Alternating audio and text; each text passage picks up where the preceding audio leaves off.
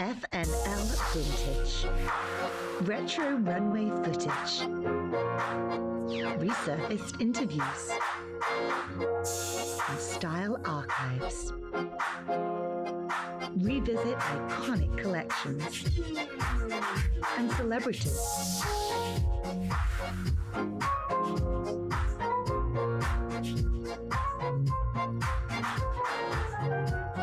Of fashion seasons past.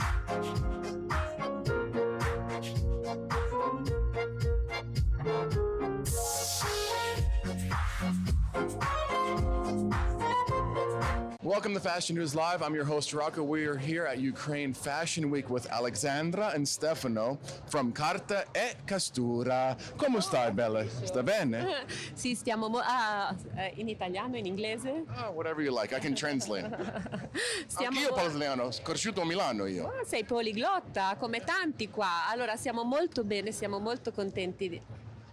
She's very happy and very good to be here. Very happy to be here in this wonderful place, in this wonderful country, with these wonderful, elegant women.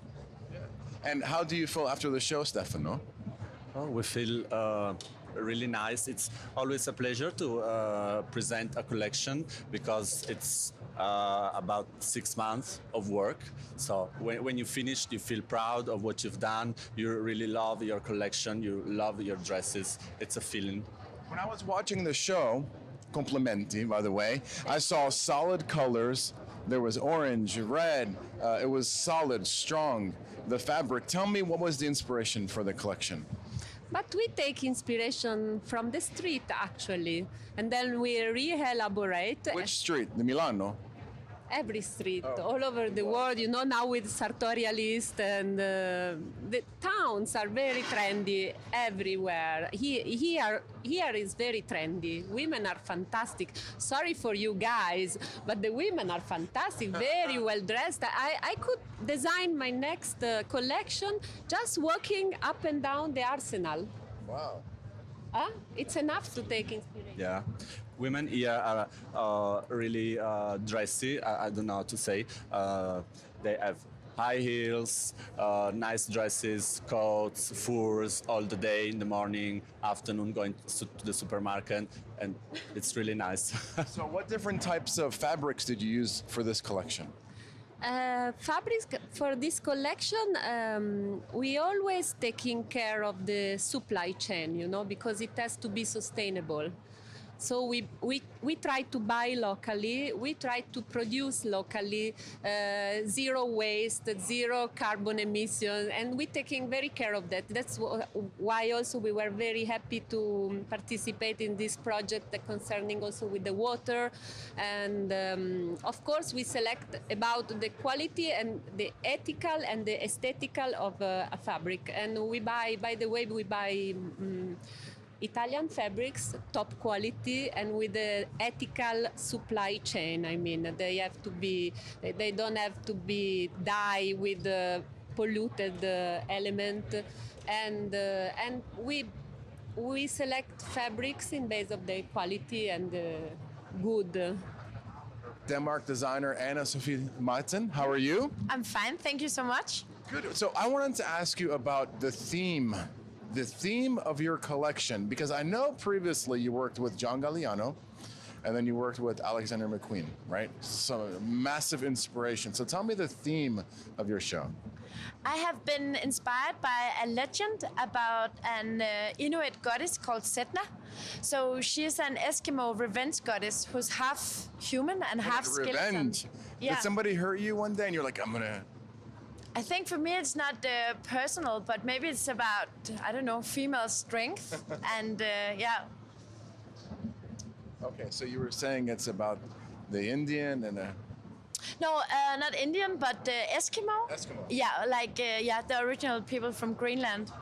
So I have been very inspired by traditional Greenland handicraft methods. The way they do beading patterns and... Let's talk about the fabric. What type of fabric do you prefer to work with? So I think I love silk, and I really like to work with silk. But besides that, I like to use fabric or materials meant for another purpose. So, for instance, in this collection, instead of using fur, we made sort of like a fringy fur out of a material, a technical material that's actually meant to be used for furnitures. So when you sit down to design, what's the first thing you do? Do you take out a piece of paper and some pen and you start sketching? Do you get your hands in the fabric and start putting it together? Do you watch a move? Like, what do you do? Yeah, I watch actually, and and this is also what have learned working for others designers. To begin with, I watch different movies. I go to exhibition. I go to the library, and I look around in. Maybe not new magazines, I actually quite like, old ones and something that's not fashionable anymore, but maybe has a, I don't know, special feeling about it. And then we sort out, to begin with, we have like hundreds of images and see loads of movies, and we begin to like sort of sort it out. It sounds so make fun and creative. It is fun, but it's actually, to begin with, it's actually a bit stressful as well, because you don't really know the direction. Then later on, we start making little samples of the techniques. So, for instance, to make the fringe techniques or make different ruffles in silk and so on. And while doing that, we start sketching. So it's like it goes simultaneously. We make the samples and we make the sketches, and then later on we start working on the mannequins to realize the actual garments. So what's your favorite thing to do? What do you do for fun to relax? What I do for fun to relax? I go out with my friends, I guess. And Movies? Or to have a drink or a coffee? No, but all three things actually. So both coffee and go out for drinks and go to the movie. Elise Kim, a fashion designer from the Netherlands. You just got done showing your collection right here. My collection name is Epiphenomenon, and it actually means the side effects of a dream. Of reality is actually a dream, and this collection is the first part of a trilogy. It's all about dreams and how everything is about a dream, and what dreams are about. And I will show my next part of the trilogy in the next coming season at Amsterdam Fashion Week.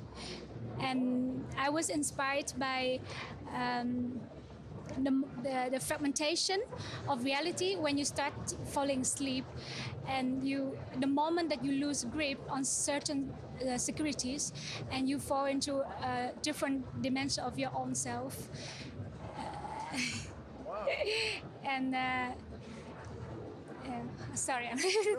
What type of fabrics did you use for the collection? Yeah, I use a lot of silk blends, the silk with cotton and silk, wool, and sheepskin, like this, sheepskin, and leather.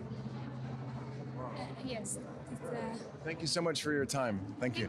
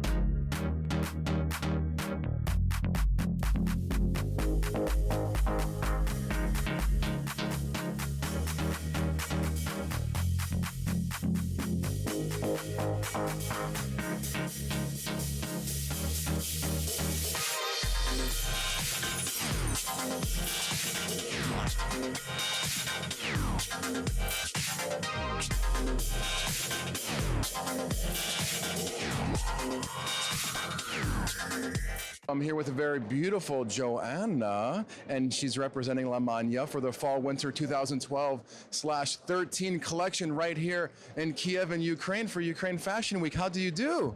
Very well, thank you. We are getting a little bit nervous because the fashion show is coming very soon, just in 15 minutes. But you're expert. You know, you've done this before. You look beautiful. What are you wearing?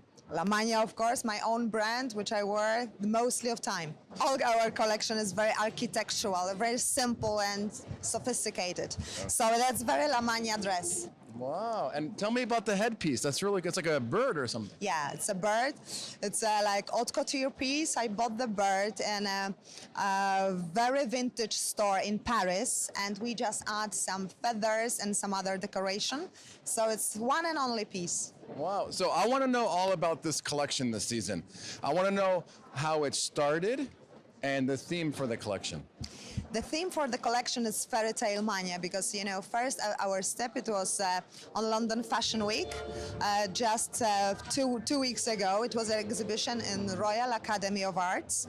And the name of the collection is Fairy Tale Mania because fashion, it's like escape from reality. And this is the happiest escape because everybody needs sometimes to have a take a rest from reality. I agree with you 100%. I agree with you. That's the point. Come on, yeah. Well, dziękuję. Absolutely.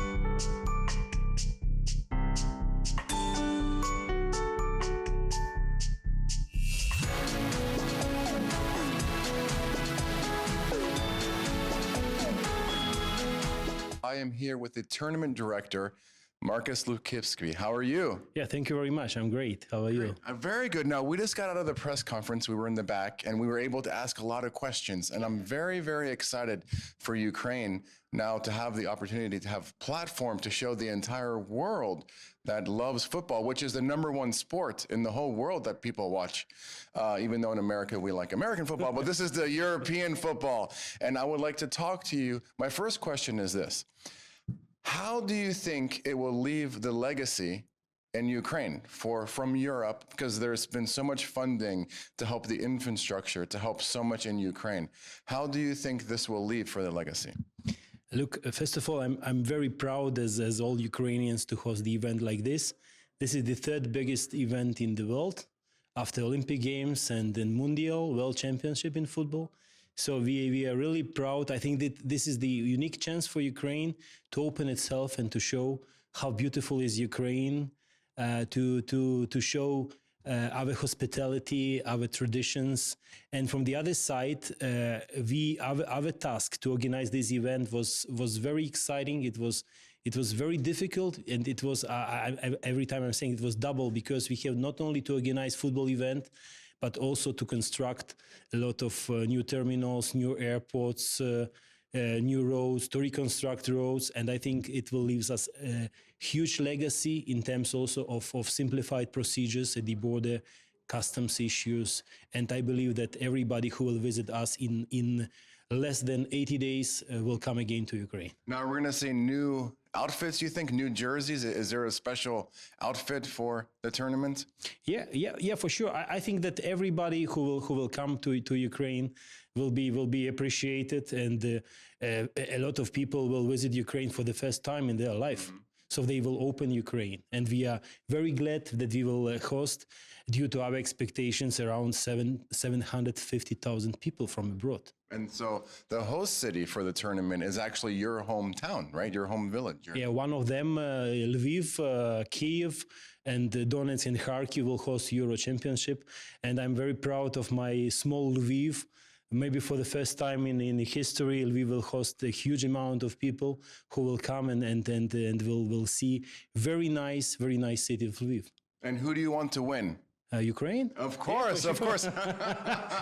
There is no doubt. I believe that, it will be not easy, because for this tournament is also unique, because all strongest team from Europe and from the world will play in Ukraine and in Poland. So, but I believe that Ukraine managed to take the first place. Good. I hope so. So let's say a young child is watching TV and they're watching the tournament, and they say, I want to go to Ukraine. I want to play in the national football team for Ukraine. How does someone do that? Are you familiar with that process? How does that work? I think that, first of all, millions of people will watch Ukraine on TV. Thousands of them will come. So as I mentioned, this is something which will, I think that this tournament will attract Ukraine, not only in terms of the quality of games, but also they will see that this is the part of Europe, that this is the part of the world. Maybe we are still not well known, but I believe that for us it's a gain, it's a chance to present ourselves to the world. And is there a website to get more information, for hotel, restaurant, the city structure, map, the metro? Is there an official website for the main tournaments? Yeah, it's not the only source of information for everybody is webpage uefa.com. It is our official web page, where you can find the links to the host cities, where you can find accommodation. We have enough rooms where you can stay. Kyiv is a very nice city with a lot of nice places. I believe that people will be appreciated with the Ukrainian architecture, with the culture, with the modern sculpture, and for sure with the Ukrainian fashion. So I have a question that has nothing to do with football. It's okay? Yes, it's okay, no problem. Why is everyone so beautiful here? They put something special in the food? I'm asking myself also every time this question. So I visit a lot of countries, but I think that the most beautiful people live in Ukraine. It's true. Yeah. I wish I grew up here. What's wrong? Yeah. For me, it's also it's something which maybe I can give you an answer, and I want to be correct for the rest of nations and for the rest of people in different countries, in the different cities. But again, come and discover Ukraine.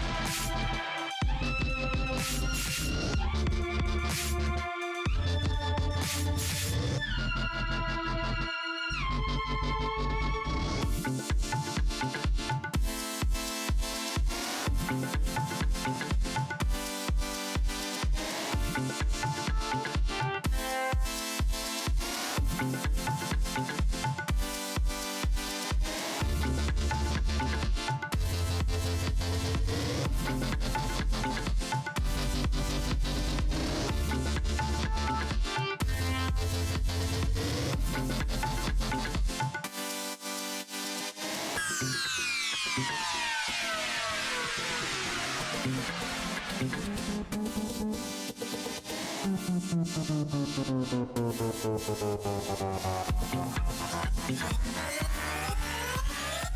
are here with Philip from the Rodnik Band. How do you do? Very good, sir. Lovely to meet you. Now, when I was watching your show, it was very entertaining, but not only was it entertaining, I was impressed by the designs and the collection you showed. And I was impressed that you had stamina to sing the entire freaking runway show. You were like running up and down. And I slightly sort of hadn't taken into consideration the runway was actually 2 runways. So I sort of find myself running around like a sort of like a Euro 2012 football pitch.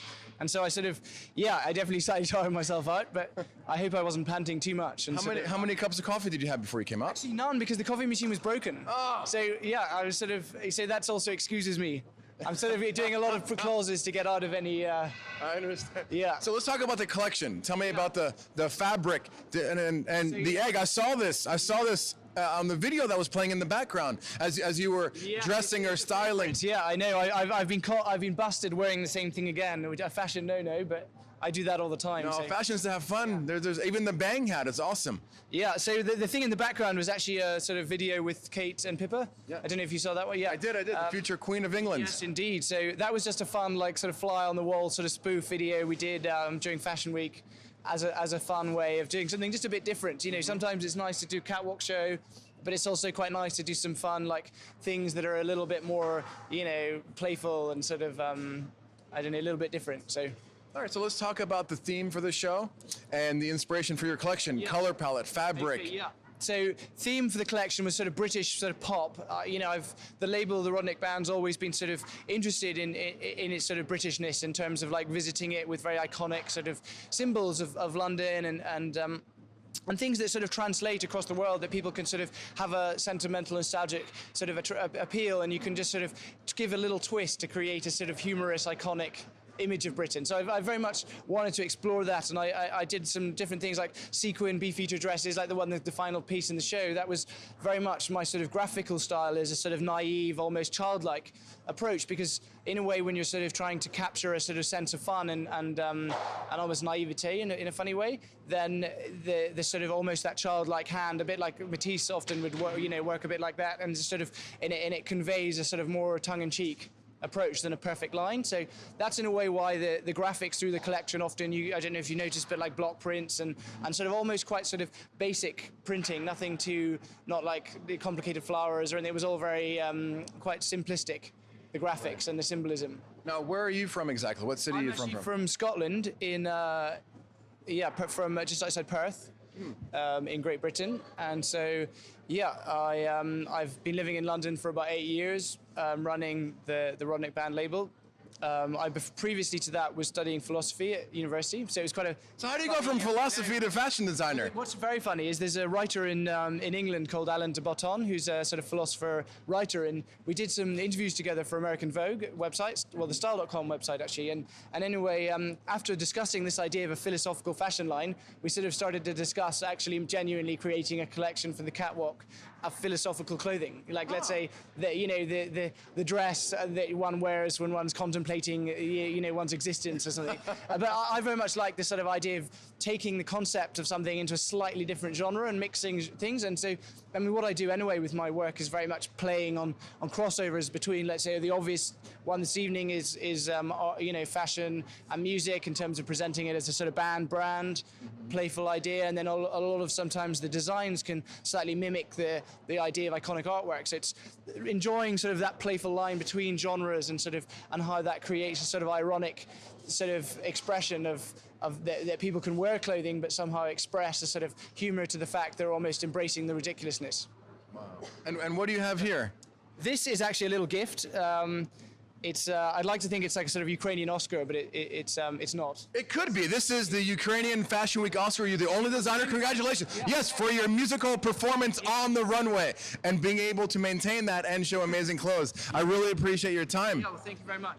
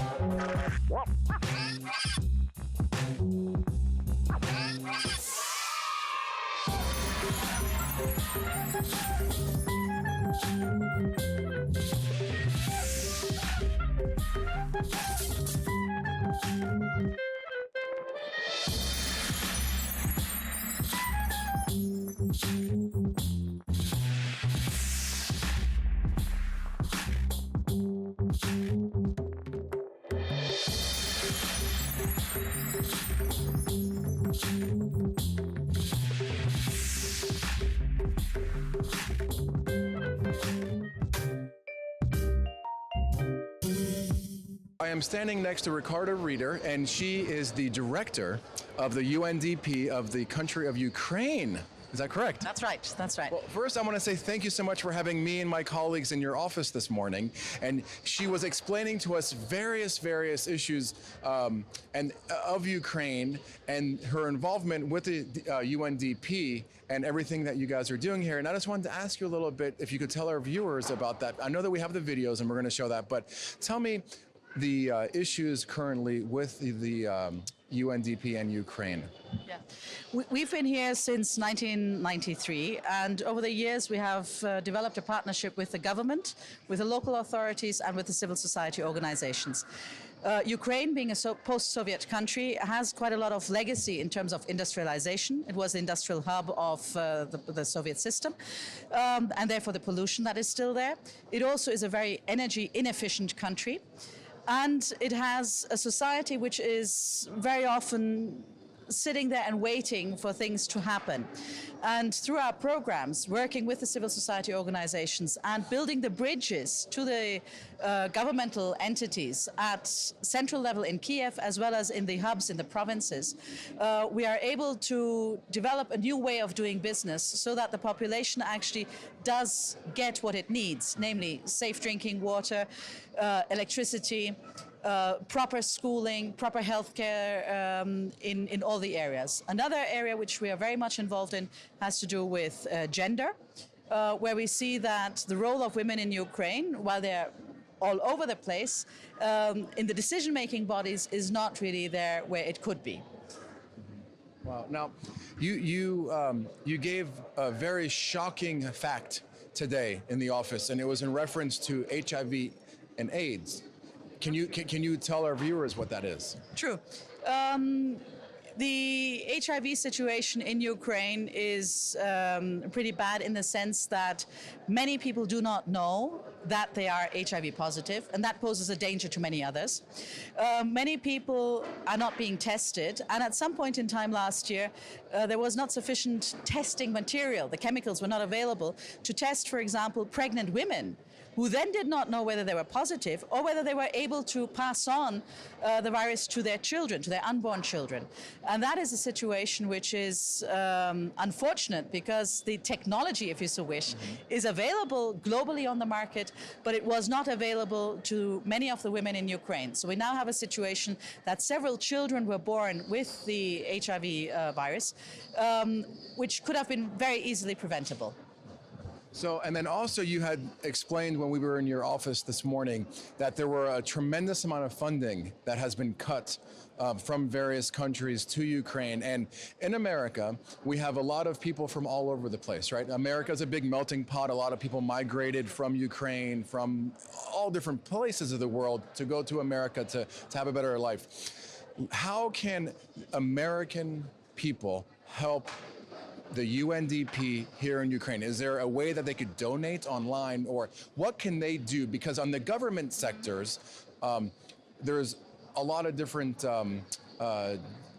let's say, economic issues. And I don't want to name any governments, but I know that you've had millions and millions and millions of dollars pulled out of your local sector that was helping a lot of different villages and people that are poor and people in the lower classes here in Ukraine. So how can our viewers, say some of them are sensitive to the situation, or they have a friend or a family member, or they're from Ukraine, help you help people in Ukraine? Okay, it's a very good question. The United Nations Development Programme receives its funding as voluntary contributions from governments. And therefore, as you rightly said, with a financial crisis, it is very difficult for governments to continue to commit to multilateral assistance. As UNDP, we cannot receive donations from private individuals, but we can establish a partnership with a private sector company, which we have over time, and we can also receive funds from foundations. Clearly, both the private sector companies as well as the foundations have to go through a due diligence assessment, which shows that they are not involved in either child labor or business practices which are bad for the environment. So we actually also have to select the private sector and foundations that meet the minimum requirements of the high standards that the United Nations sets to itself.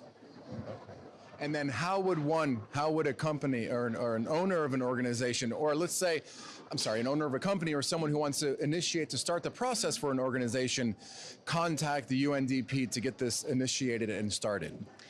If a private sector company is interested in a particular country, then that private company should contact the UNDP office in that particular country to find out what type of projects we have, what type of priorities exist there, and to see whether there's a match between the interests of that particular company as well as the work that UNDP does there. If a private sector company is interested in UNDP as an institution and does not want to bind its assistance to a particular country, then the United Nations Development Programme headquarters in New York would be the main contact point. Okay. And tell me the involvement with World Water Day. Well, World Water Day is a very good opportunity to highlight the issues of water, which is very much related to climate change and life itself. So every year on the 22nd of March, the UN celebrates World Water Day in all countries and has different types of events. Here in Ukraine, we've partnered with the Euro Fashion Week to highlight the issues of water availability to the population at large here in Ukraine, and we hope in that process to interest many more people to save water as is, but also to interest both the fashion world and industry, polluting industries, to make sure that they change their production systems to pollute as little as possible. It also is this year of very great importance to us because in June, the heads of states of many countries will gather to talk about sustainable development and the future of mankind and ways of doing business, be it the social issues, making sure that poverty is eradicated, making sure that the environment is protected, and that governance and energy is produced in a proper way. So those are topics that are very much at the heart of the United Nations and UNDP in particular, and therefore we were very happy to partner with our friends from the fashion industry to highlight this to a different clientele than we would usually meet, say, government and some private sector companies.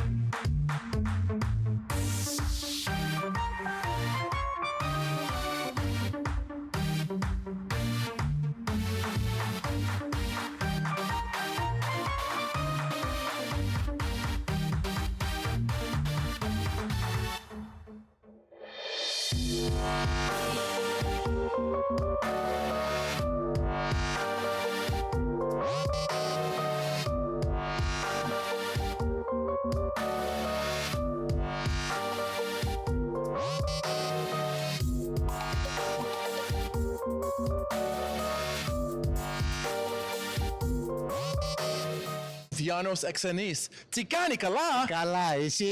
Καλά, Hi, καλά. Rocco. Hi. How are you? Good, good. How are you? I'm well, thank you. So your show just ended, and I have to compliment you on your dresses. It was beautiful. You made the woman look like a woman with silhouette and then the fabrics. But I want you to tell me about this collection for the fall/winter 2012. Let's start from women.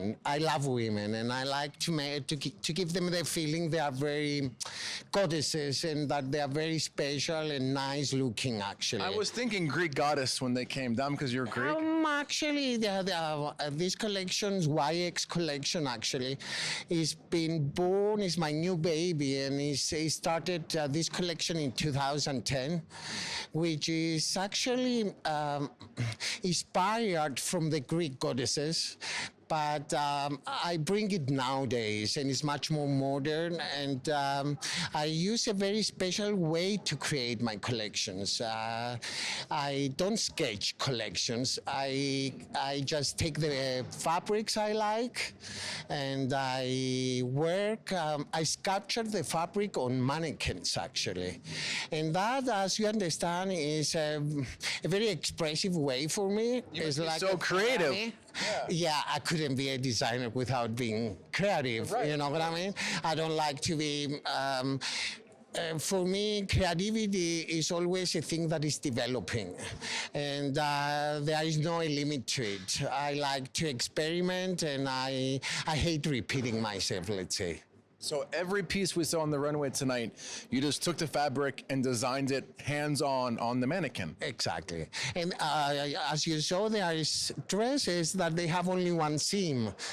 And it was a very challenging for me to discover that finally I can do that and follow the whole thing myself to make the prototype and be able to make people copy me.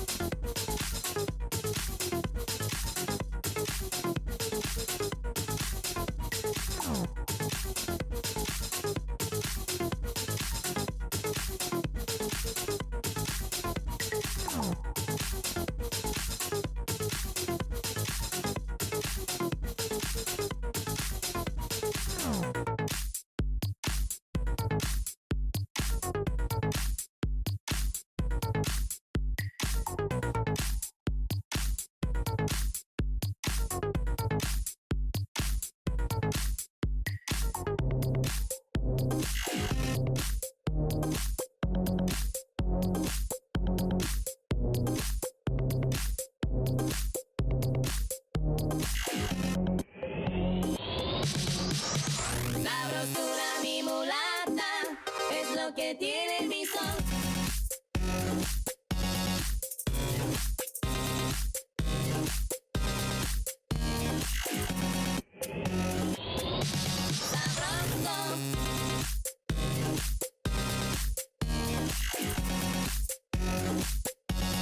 I'm here with Agatha Luis de la Prada. Sí, Agatha Ruiz de la Prada, yes. So when I saw your collection, I saw very stunning, bold colors, playing with geometrical shapes. But I want you to tell me about the collection, the inspiration, and I even see you're very colorful. It's like your trademark. Yes. Last year it was the 30th anniversary of my first fashion show. So I've been working in this more than 30 years and always doing the same things. I have been always working with colors, with different shapes. I have a big inspiration with, I wanted to be a painter, so that's why they are a little bit strange. Now you're painting, but clothes. Yes, and no, but now I am very lucky. I am also doing wall paintings all around the world.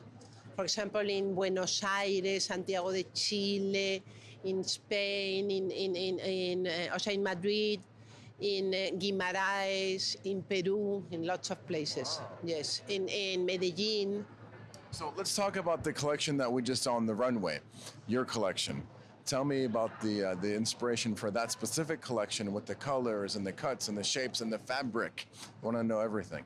No, this is my last collection for next winter.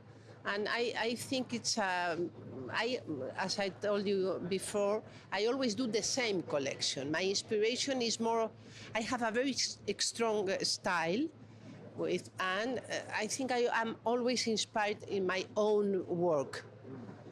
So my collection was, I like very much also the shoes. The shoes are very important for me.